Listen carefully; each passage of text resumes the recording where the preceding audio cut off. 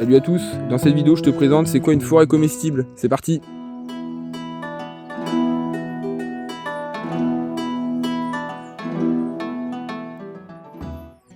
Bon déjà, c'est quoi une forêt comestible?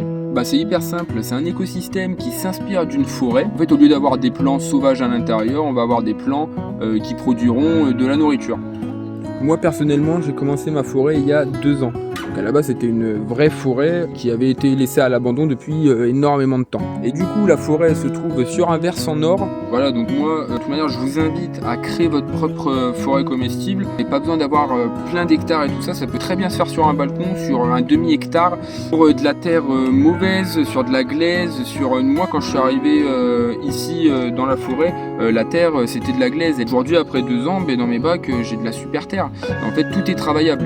Un autre point important que je voulais aborder dans cette vidéo, c'est qu'il n'y a pas de forêt comestible type, c'est-à-dire qu'il n'y a pas de recette miracle pour que ça marche, il n'y a pas de tuto, il n'y a pas de tout ça. En fait, c'est, à mon avis, je pense que quand vous créez une forêt comestible, faut que vous fassiez kiffer, il faut que vous aimiez ça. Voilà, c'est pour vous que vous la faites. Donc ça sert à rien de suivre des tonnes de tutos sur internet et tout ça. Vous pouvez vous inspirer évidemment, moi c'est ce que je fais également, mais ne vous mettez pas la pression à copier sur les gens et tout ça. Faites plutôt ça à votre sauce.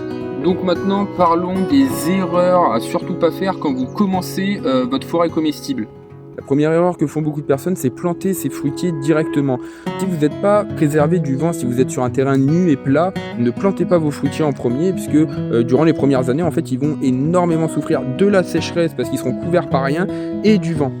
La deuxième erreur, surtout, vérifiez ce qui pousse dans votre terre, vérifiez ce qui peut pousser dans votre terre. Moi, j'ai eu le cas ici, j'ai acheté, quand je suis arrivé dans la forêt la première année, 5 myrtilles. Ça fait 2 ans, j'ai eu 0 myrtille.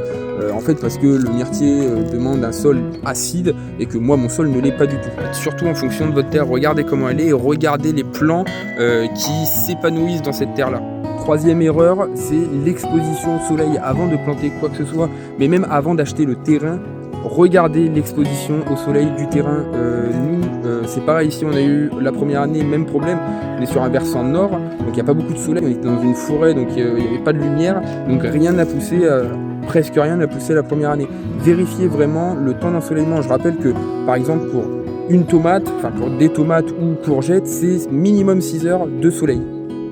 En fait, il faut surtout prendre du temps, apprendre, observer et prendre du plaisir à faire ça. Si tu veux suivre le projet et voir comment ça évolue au fil des saisons, n'hésite pas à t'abonner. Salut!